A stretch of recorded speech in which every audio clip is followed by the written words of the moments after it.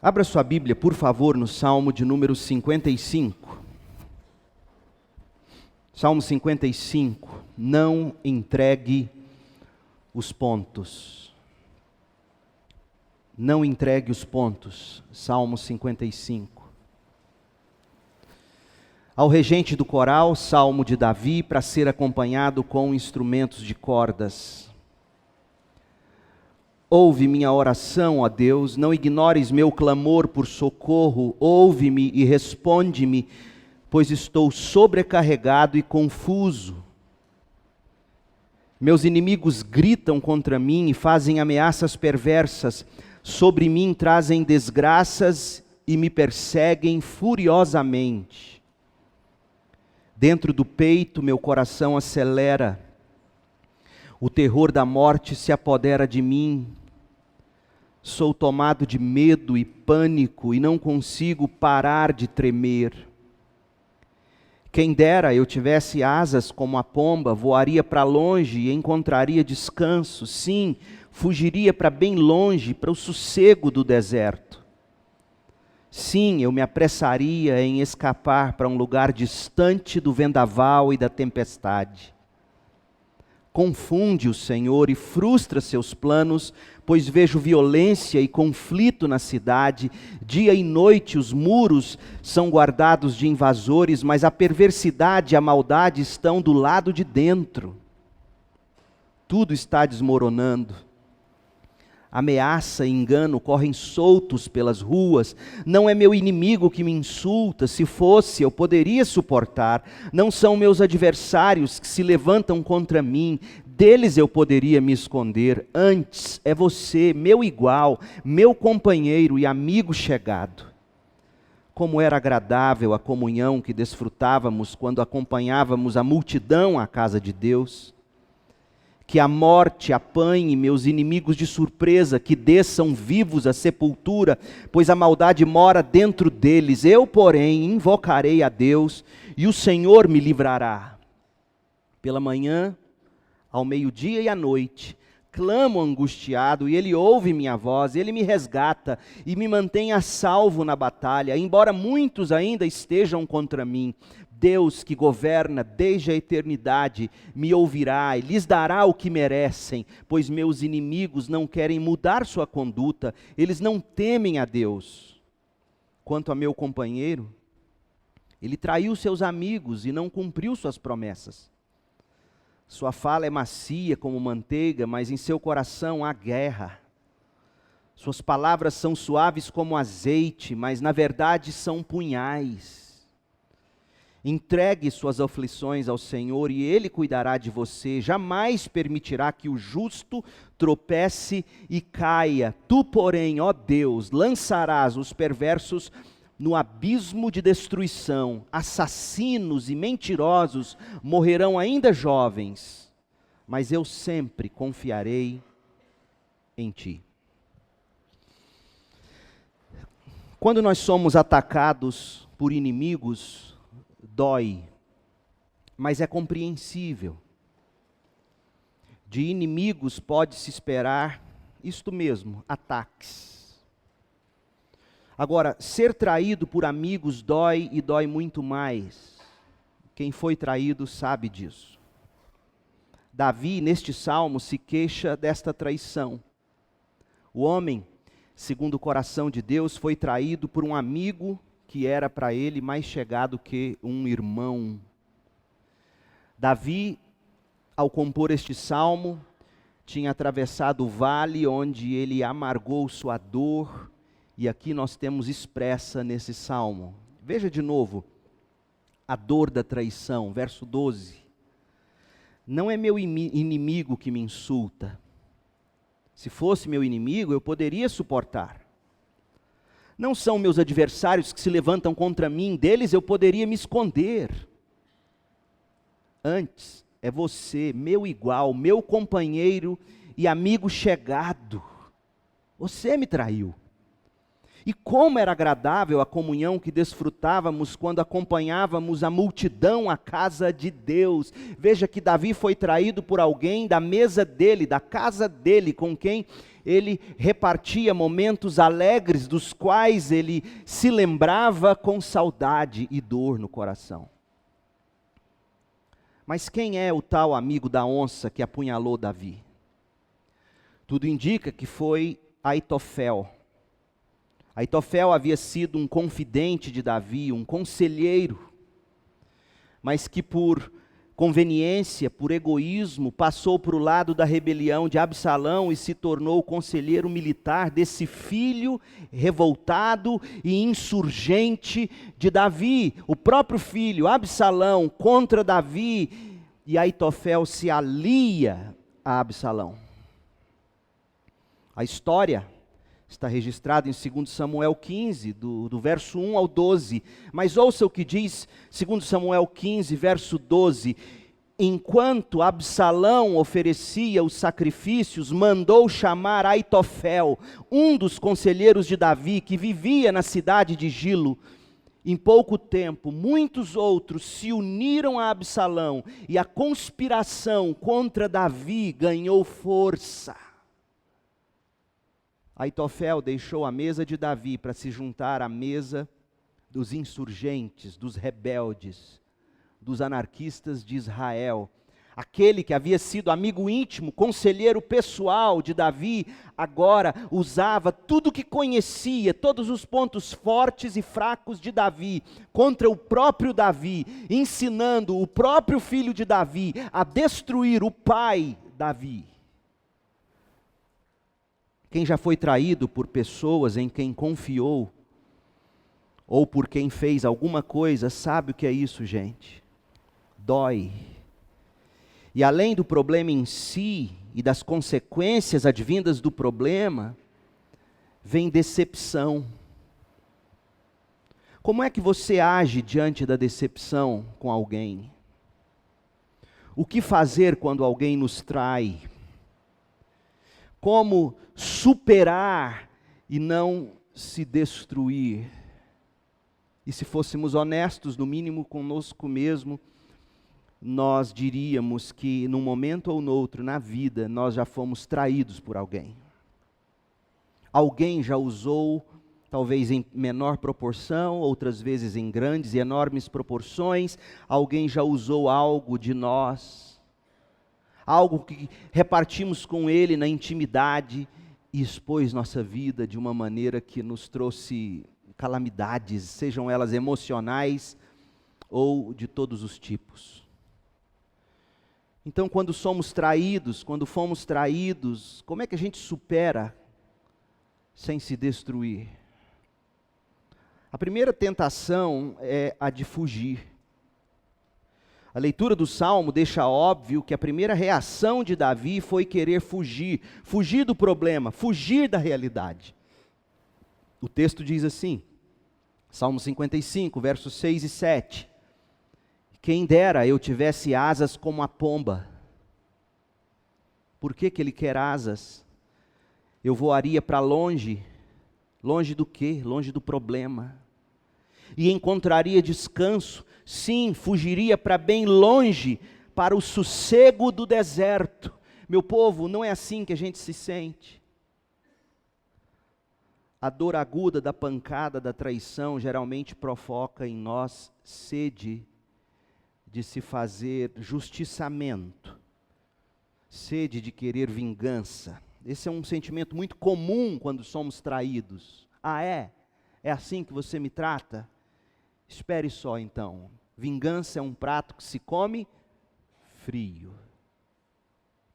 Mas outra reação ou outro sentimento comum provocado pelo coice da traição é a descrença.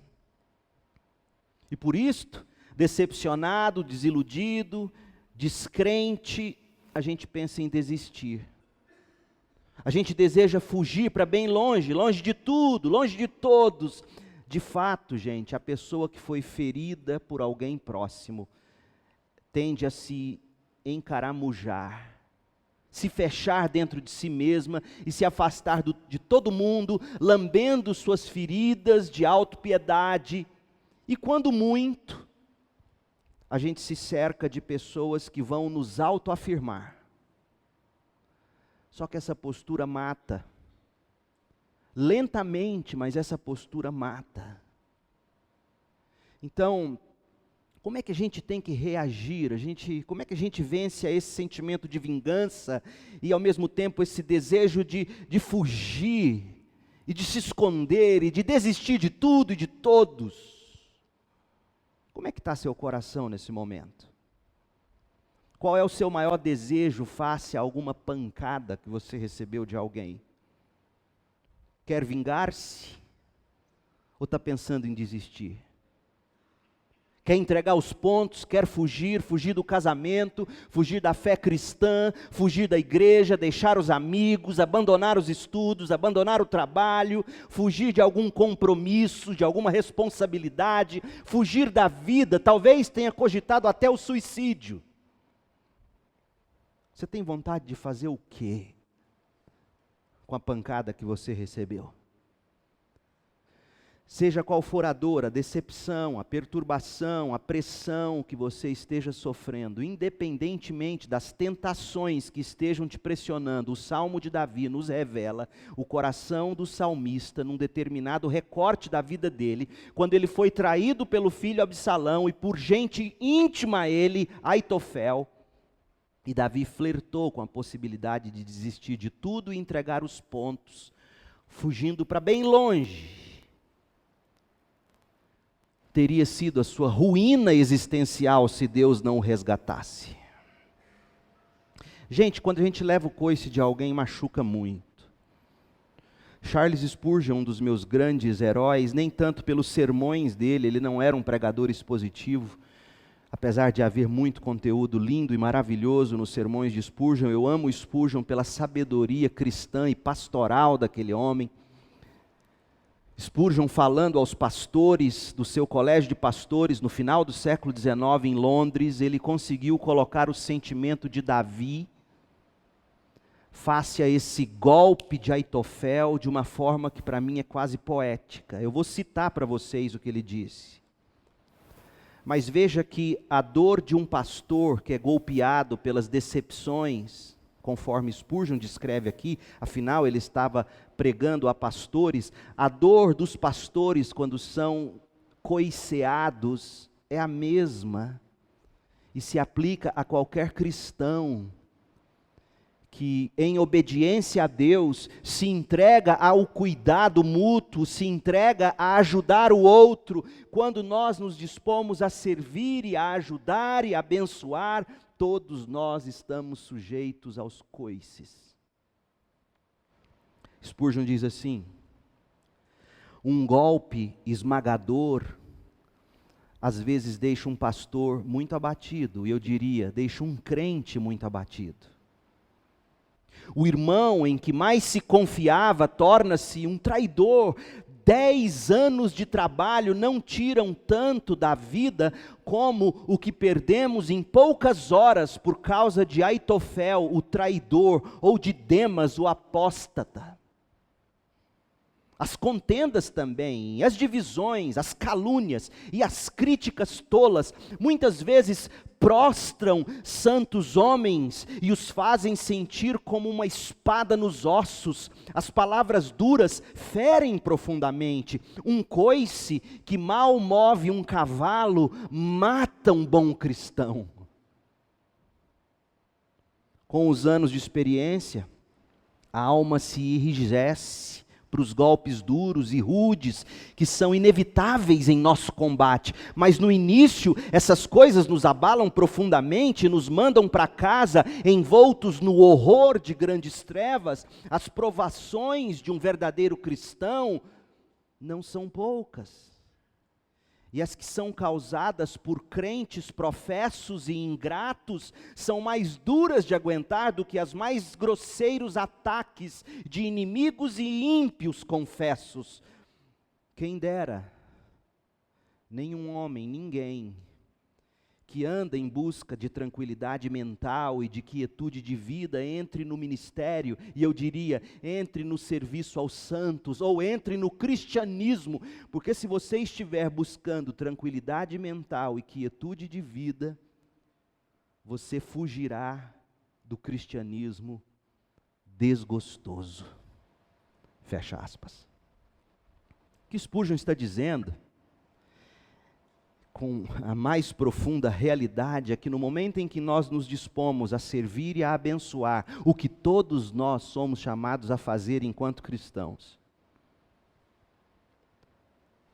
da forma como se requer de crentes, todos nós, de algum momento, vamos receber o coice de uma traição, a apunhalada de alguém que simplesmente por conveniência ou por desejos pessoais resolveu destruir-nos para se construir. É do ser humano.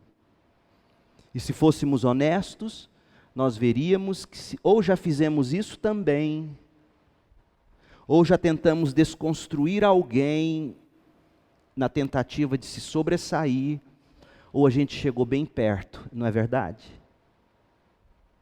Se você for honesto bastante, você vai descobrir que você não apenas recebeu coices ao longo da vida, você também já deu alguns. Eu já dei.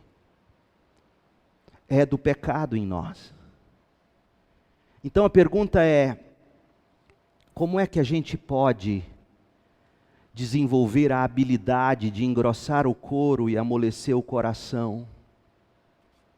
Olha o nosso texto, Salmo 55. A gente poderia abordar esse salmo de várias maneiras, mantendo a nossa fidelidade ao texto bíblico. A gente poderia, por exemplo, ir trecho a trecho, verso a verso. Mas hoje eu quero olhar para as reações de Davi e extrair 3 atitudes importantes a serem tomadas quando a gente estiver pensando em desistir ou entregar os pontos por causa do coice de alguém. 3 coisas que Davi nos ensina. Vou dizê-las e depois a gente caminha uma a uma. Primeiro, quando você receber um coice, atente-se para as razões que te movem. Quais são as razões que fazem você querer reagir ao coice? Decifre essas razões. Não seja como um cavalo bruto que dá coice e ao receber o coice, o outro cavalo dá o coice de volta. Nós não somos irracionais, nós não somos movidos por instinto.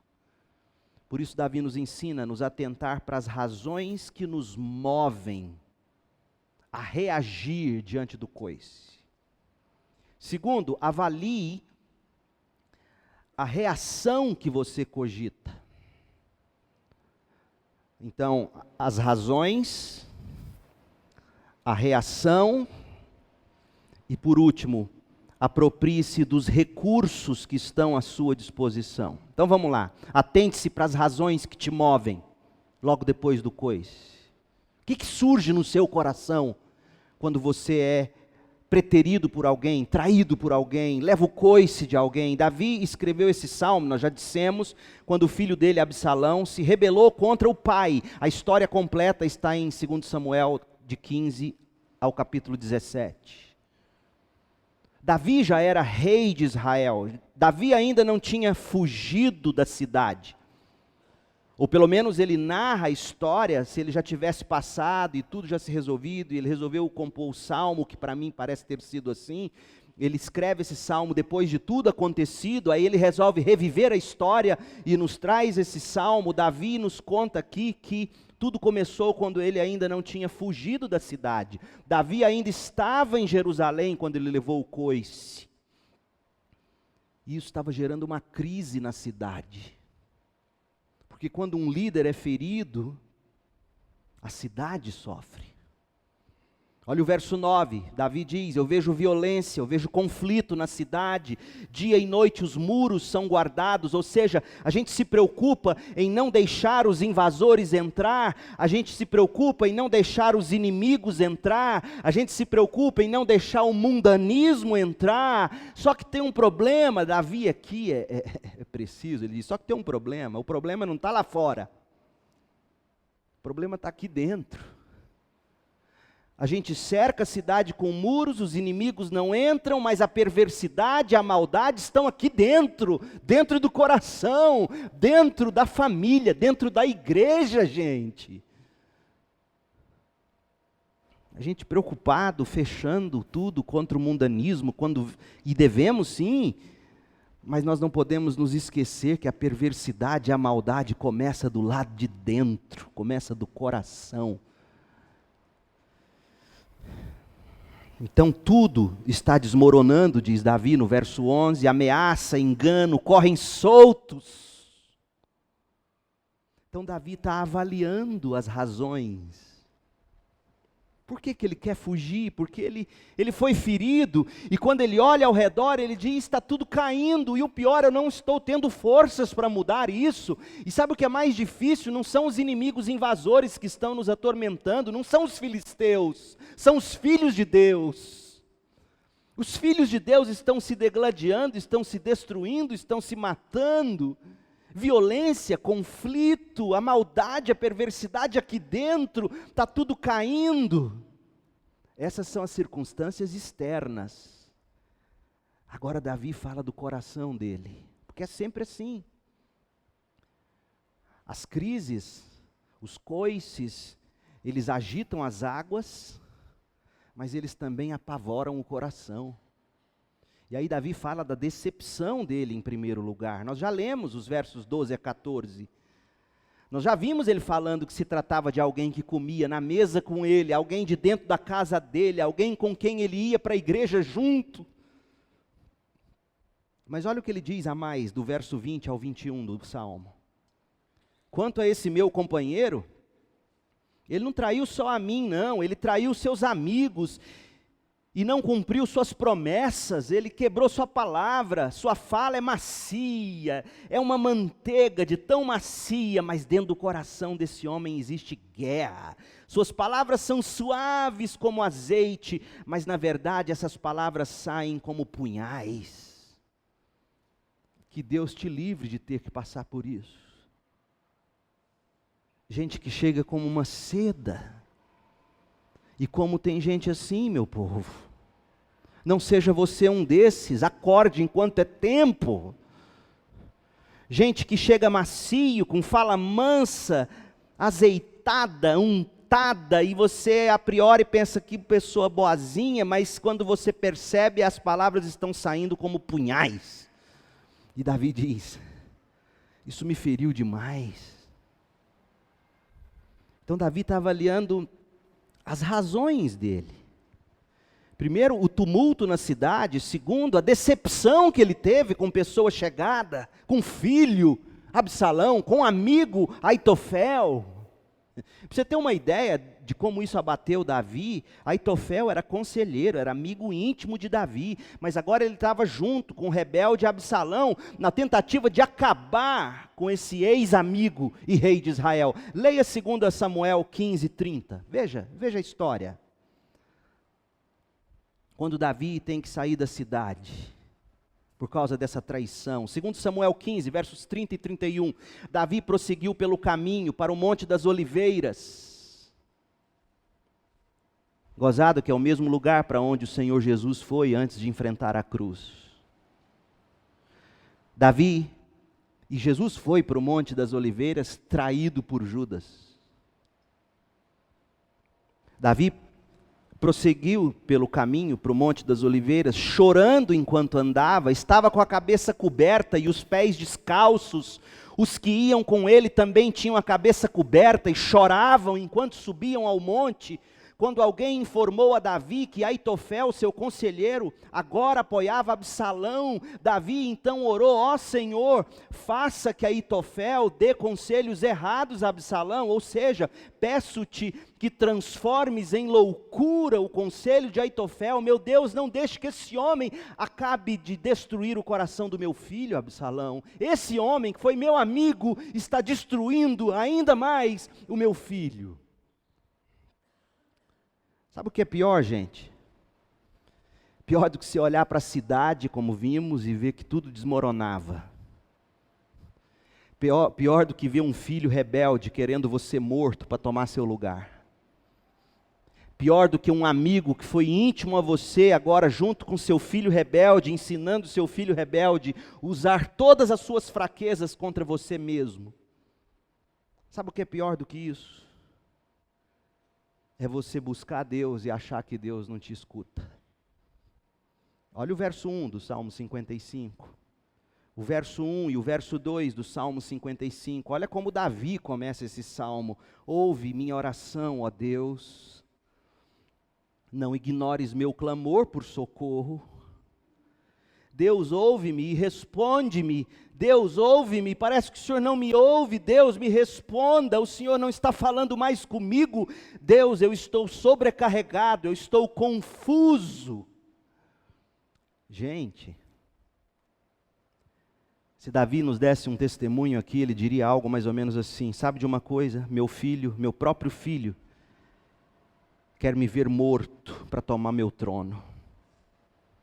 O homem sobre quem eu depositei toda a minha confiança, com quem eu me abri, falei de todas as minhas fraquezas, quer tirar agora vantagem de mim. E sabe o que é pior? Eu oro, busco a Deus, mas Deus parece não me ouvir. Você já se viu assim? Você não é o primeiro e nem será o último. Davi está vendo as razões que o movem. Decepções, crises na cidade. Agora, olha as emoções desse homem. Verso 2 diz que ele está perplexo ou sobrecarregado. Sabe aquela perplexidade que vem como um peso sobre você? Aquela perplexidade que diz assim: eu não acredito que Aitofel faria isso. Sobrecarregado com o peso da perplexidade.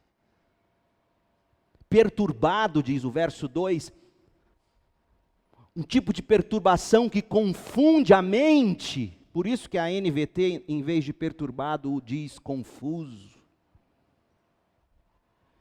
Os inimigos vociferavam sobre ele, no verso 3, gritavam com ele, acabavam com ele. Gente, para a gente traduzir em tempos atuais, como não havia redes sociais naquele dia, é como se Davi, se entrasse no Facebook dele, ou no Instagram dele, ou na mídia social dele, ele só via gente falando dele, hashtag Davi morto, hashtag Absalão rei, sabe? Coisa mais ou menos assim. Destruindo Davi. Então, gente, não é por nada que ele estivesse tão ansioso. Olha o coração desse homem. Davi estava tendo um ataque de pânico. Você já teve isso?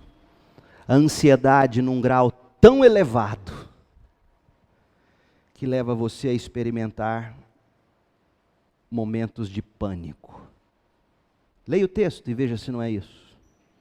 Estou sobrecarregado e confuso, verso 2, meus inimigos gritam contra mim, me fazem ameaças perversas,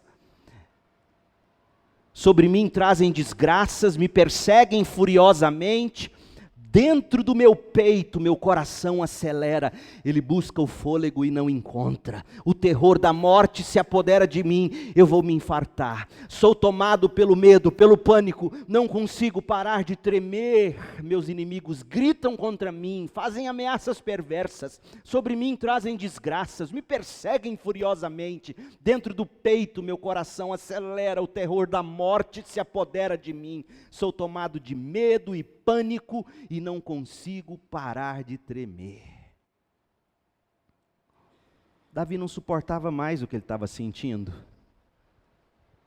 sobrecarga física, emocional, confusão mental. Ele tinha sido traído, gente. É assim que você se sente? Está pensando em desistir, quer entregar os pontos, por quê? Seriam suas as mesmas razões que moviam Davi a querer desistir, a querer voar para bem longe. Você também foi traído, você também foi enganado, passado para trás. E o que é pior, gente que você tanto amou. Seu coração também, às vezes você se sente como se não fosse aguentar, falta-lhe o ar. O ambiente e as pessoas parecem não favorecer. E para piorar tudo, Deus parece estar em silêncio, surdo, não te ouve mais. Em outras palavras, você está ferido, você está só, parece que Deus não te ouve, você não suporta mais o que está sentindo, olha para os lados e não vê qualquer motivo para ter esperança. É assim que você sente? Primeira coisa que você tem que fazer, atente-se para as razões que te movem. Segundo, avalie agora a sua reação. A reação imediata de Davi foi querer fugir, verso 6. Quem dera eu tivesse asas como a pomba, eu voaria para longe, esconderia e encontraria descanso. Sim, fugiria para bem longe, para o sossego do deserto. Sim, eu me apressaria em escapar para um lugar distante do vendaval e da tempestade. Percebeu? Davi quis se ver livre das dores causadas pelas decepções. Davi queria colocar um ponto final nessas emoções tão ruins. Só quem teve pânico sabe disso. Só quem passou por síndrome do pânico sabe o que Davi está dizendo aqui. Não queira você experimentar isso. Quem não desejaria fugir como Davi? O problema, gente, no primeiro momento é que Davi estava perdido, ele não sabia onde encontrar alívio. Tanta decepção, tanta ansiedade, tanto medo, tanto pânico. Aí ele pensa em fugir, o desejo de fugir, de desistir, de entregar os pontos. Talvez seja a primeira coisa que vem à sua mente, mas deixa eu te dizer, esse medo, esse desejo de fugir, ele é enganoso. Enganoso por quê? Porque quando Davi pensa em voar como uma pomba, ele quer asas como a pomba para voar. Por que ele quer asas como da pomba? Você já viu uma pomba, quando você chega com o carro perto dela, ela levanta e voa, você pensa, atropelei nada, a bichinha é rápida. Davi está dizendo que ele pensou que existia uma saída rápida para o problema. Davi pensou que se ele tivesse as asas ágeis como as da pomba, ele rapidinho sairia dessa. Como a pomba que voa rápido. Ele estava enganado. Não existe solução rápida para problemas tão complexos. Segundo, Davi achou que se ele voasse rapidinho para longe, lá para o deserto, diz o verso 6, ele encontraria descanso. Davi estava dizendo assim, na minha cabeça eu achei que se eu saísse rápido e fosse para o deserto, lá eu encontraria sossego dos problemas. Mal ele sabia, a início, que o coração perturbado segue a gente por onde a gente vai. Não adianta fugir, não adianta fugir rápido, não adianta achar que no deserto você vai ter sossego. E outra coisa, Davi pensou assim, eu vou encontrar alívio se eu fugir dessa situação. Verso 7 diz que ele queria o sossego do deserto. Verso 7 e 8, distante do vendaval, distante da tempestade. Na cabeça dele era possível construir um muro entre ele e o problema. A verdade, porém, meu povo, é que enquanto a situação de Davi não fosse por ele encarada de frente e resolvida corretamente, ele jamais obteria descanso definitivo. Não pense você que fugir de um casamento para o outro, de uma vida para outra, de uma história para outra, sem resolver o coração, você vai ter sossego. Sabe o que aconteceu com Davi? Davi quis fugir de Jerusalém para não ver o filho morto. Foi por isso que ele fugiu de Jerusalém. Davi tinha um exército a favor dele. Davi era homem de guerra, Davi era sobre quem todos cantavam em Israel. Saul matou milhares, Davi 10 milhares. Davi foi quem derrubou Golias. Quem era Absalão para Davi? Quem era Aitofel para Davi? Mas num primeiro momento Davi pensou, eu fujo, vou para o deserto, lá eu descanso e os problemas se vão. Não se iluda. Não fuja até resolver. Isso não significa que você, num primeiro momento, não tenha que ir para um cantinho, deglutir melhor as coisas. Mas em algum momento você vai ter que encarar. Sabe o que aconteceu com Davi? O problema bateu lá na porta dele. Porque Absalão foi atrás do próprio pai. A história é tão triste, está lá em 2 Samuel 18, Absalão morreu com sua cabeleira pendurada nas árvores. E a notícia trágica que Davi tanto evitou ouvir, chegou na casa dele, lá no deserto, para onde ele já tinha fugido. E olha o que diz o texto, 2 Samuel 18, 24 a 33. Quando ele ouviu que Absalão morreu, o rei ficou muito abalado, foi para o quarto que ficava sobre o portão da cidade e começou a chorar, andando de um lado para o outro, clamava, ah, meu filho Absalão, meu filho Absalão, quem me dera eu tivesse morrido em seu lugar, ah, Absalão, meu filho. Sabe o que eu aprendo com essa história? Fingir que tudo está bem e fugir nunca vai ser solução. Não adianta você achar que fugir é a solução mais rápida. Não adianta pensar que fugindo você vai encontrar repouso. Não adianta crer que no deserto da reclusão você nunca será perturbado. Você pode até ser por um tempo poupado, mas quando o problema vier, ele virá com muito mais força. Então Davi diria assim, atente-se para as razões que te fazem querer fugir. Atente-se para elas. As razões que te movem. Avalie, em segundo lugar, as suas reações. O que você cogita. Seria mesmo esta a melhor solução? E por fim, pegue agora tudo o que você avaliou, o que você agora consegue dar nomes, e Davi poderia agora, nesse momento, dar nomes.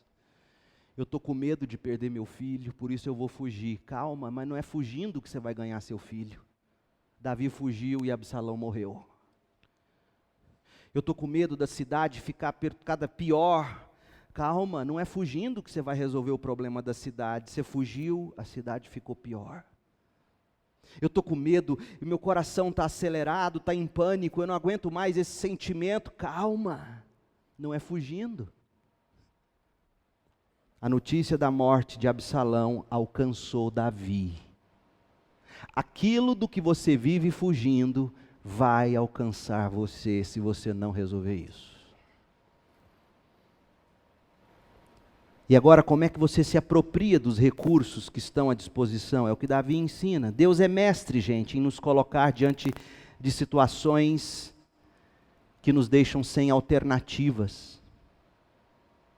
Deus é mestre em nos colocar diante de situações que não nos dão escolha, senão e unicamente dizer, eu vou orar.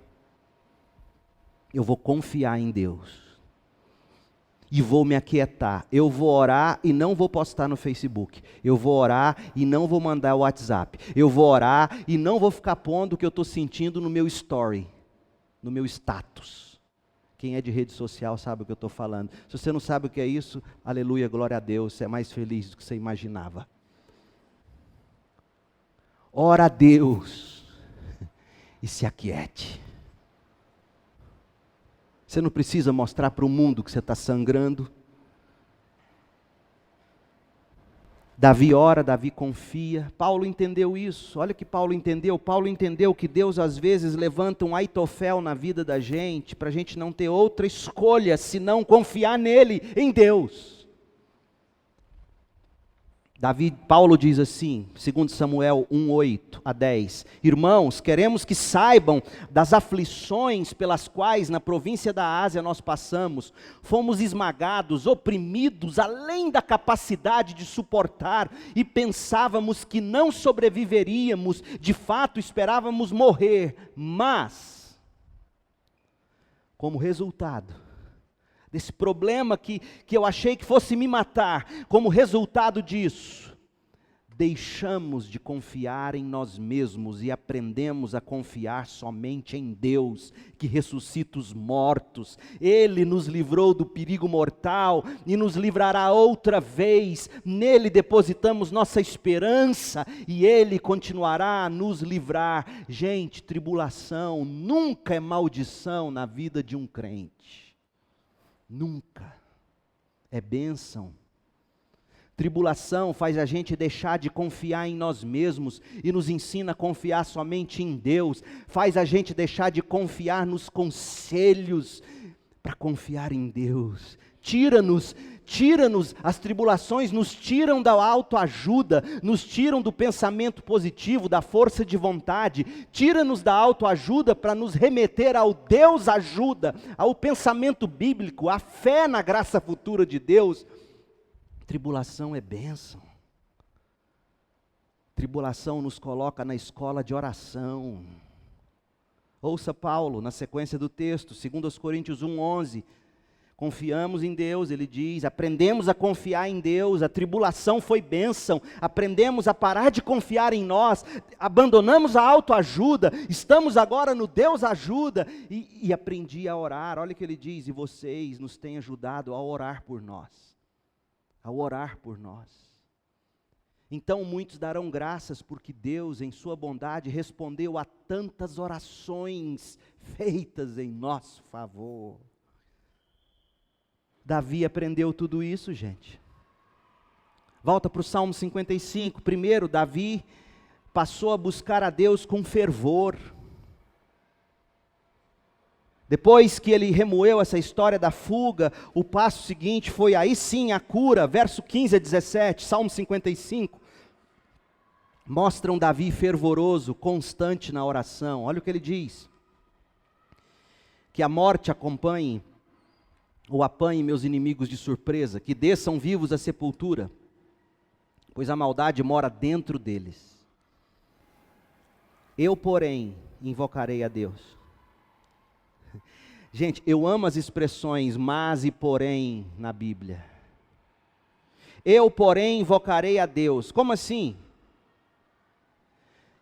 O que Davi quer ensinar com esse contraste? Eu, porém, ele está dizendo assim, em vez de eu nutrir maldade no meu coração, como aqueles que nutrem maldade contra mim,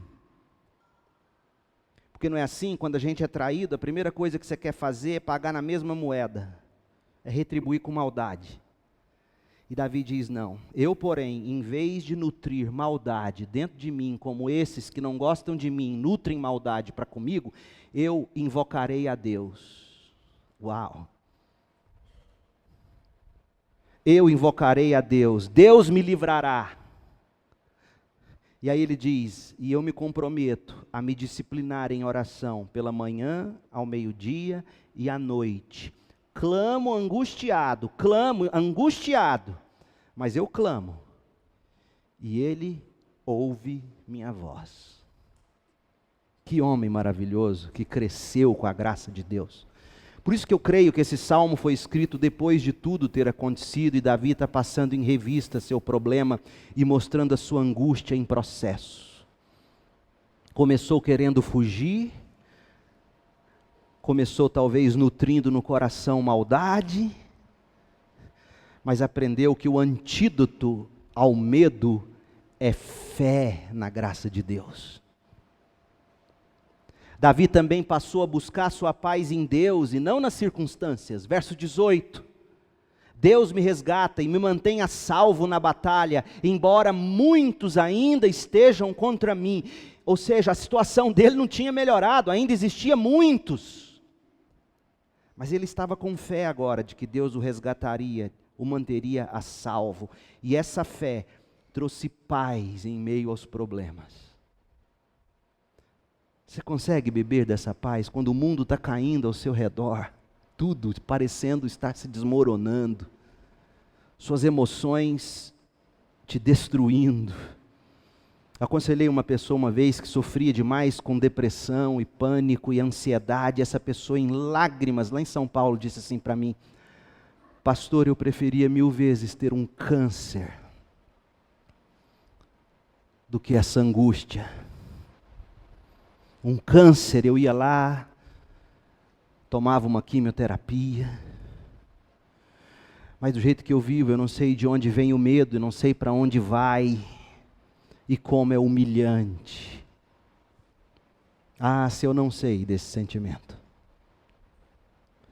E Davi diz assim: o que me mantém salvo, o que me resgata, o que me mantém em pé, não é que os inimigos desapareceram, não, eles ainda são muitos, mas eu aprendi a confiar em Deus. Eu aprendi a orar, eu aprendi a invocar. É meu próprio filho que está desviado, que está não só desviado, mas contra mim, me perseguindo. É meu filho que quer minha cabeça. Embora sejam ainda muitos e estejam contra mim, é Deus quem me resgata e me mantém a salvo. Esse é o recurso que a gente tem, Deus, a oração. E por fim, foi em Deus que Davi passou a buscar transformação para os seus próprios problemas. Olha o verso 19. Deus que governa desde a eternidade, me ouvirá e lhes dará o que merecem. Por que Davi invoca esse atributo de Deus, o Deus que governa o universo desde a eternidade? Por que ele invoca esse atributo? Pensa, crente. Ele não tinha dito em versos anteriores que a cidade estava caindo aos pedaços, tudo se desmoronando. Aí ele estava orando e lembrando a alma dele: ô minha alma, vamos nos lembrar do seguinte, não tem nada desgovernado nesse país, não. Deus governa desde a eternidade. Ô minha alma, calma, Aí eu me lembro do vovô Davi em cima da égua brava dele na chácara. Opa, espora nela, calma. Ô minha alma, relaxa.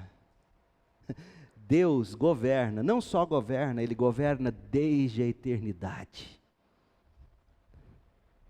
Me ouvirá e vai punir de acordo com o que merecem meus inimigos.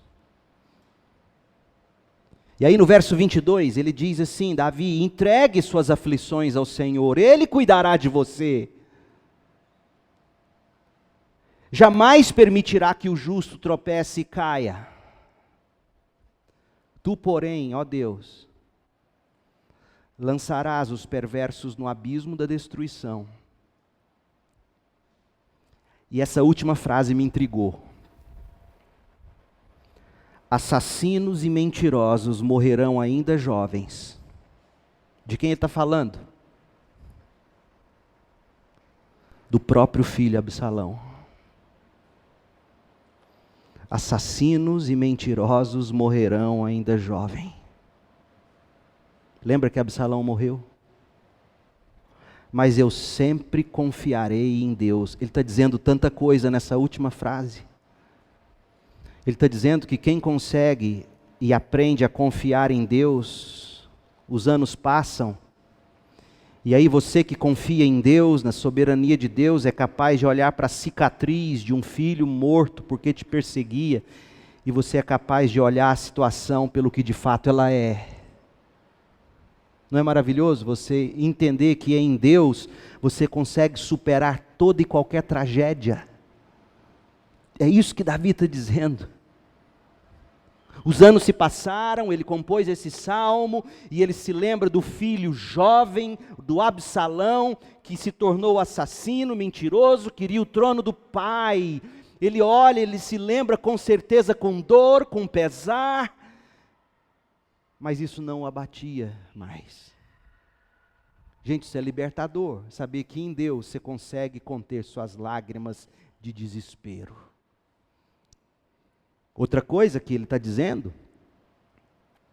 é que quem não aprende a confiar em Deus se torna mentiroso, assassino e morre tragicamente. Porque foi isso que aconteceu com Absalão. Ele não acreditava que Deus estava cuidando de Israel, apesar de Davi ser o homem pecador que era. Ele quis, Absalão, tomar o trono nas próprias mãos e dizer: Davi, meu pai, não tem moral para isso, eu vou pôr moral nesse negócio. Ele não confiava no Deus do pai dele. Ele se tornou mentiroso, assassino e morreu como morreu. Quem não confia em Deus, gente, é capaz de fazer as piores coisas.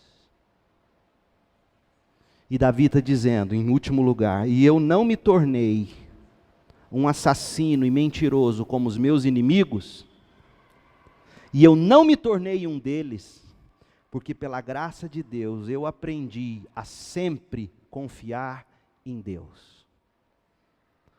Você quer se livrar desse potencial que eu e você temos de nos tornar mentirosos, assassinos, seja com palavras, seja com punhais? O único antídoto é fé em Cristo Jesus. O Cristo que foi traído por alguém que sentou na mesa dele, comeu do pão dele, Judas. O Cristo que foi chorar sua angústia nos montes das oliveiras, ou no monte das oliveiras, como Davi foi. O Cristo justo, perfeito, que morreu na cruz no lugar do pecador, para que todo aquele que nele crê não se perca, mas tenha vida eterna. A única solução para você é Cristo. Porque Deus se mantém fiel, Ele não pode negar a si mesmo. Entregue suas aflições ao Senhor, verso 22 do Salmo. Entregue suas aflições ao Senhor e Ele cuidará de você. Jamais permitirá que o justo tropece e caia. Como é que você se sente? Não é fácil fazer calar um sentimento de traição, de decepção, de perseguição, especialmente se tudo foi injusto. Não é fácil, mas é possível.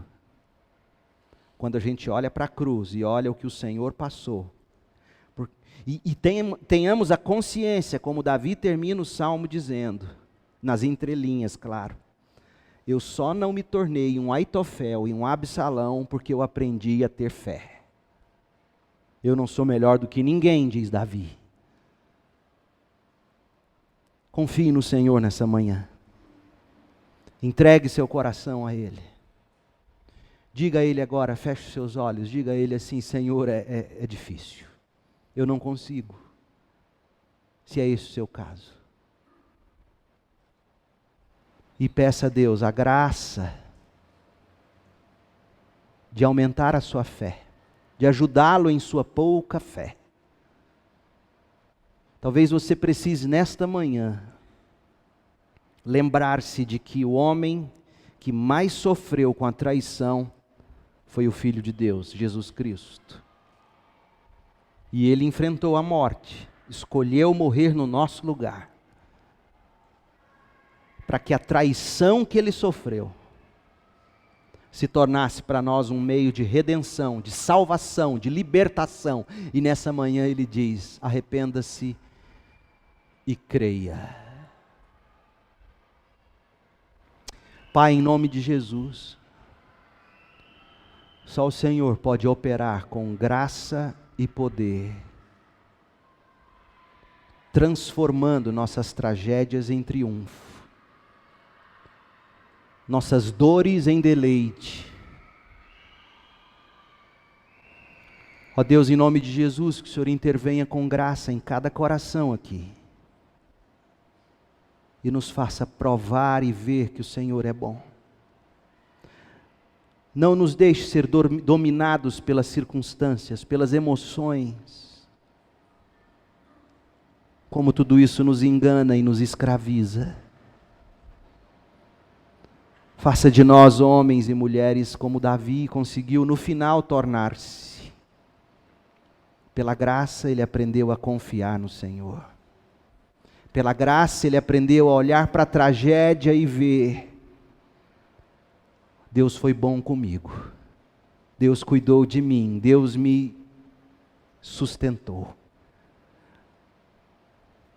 Ó Deus, mas principalmente pela graça, faça-nos olhar para Jesus, o autor e consumador da nossa fé. Ele foi traído por um beijo, para que pudéssemos receber o abraço e o beijo do Pai. Ó Deus, obrigado. Faça com que o que foi dito aqui seja completo no coração de todos que me ouvem. Em nome de Jesus. Amém. Respire fundo. Saia daqui liberto. Saia daqui liberto. A paz, meu povo, até a noite.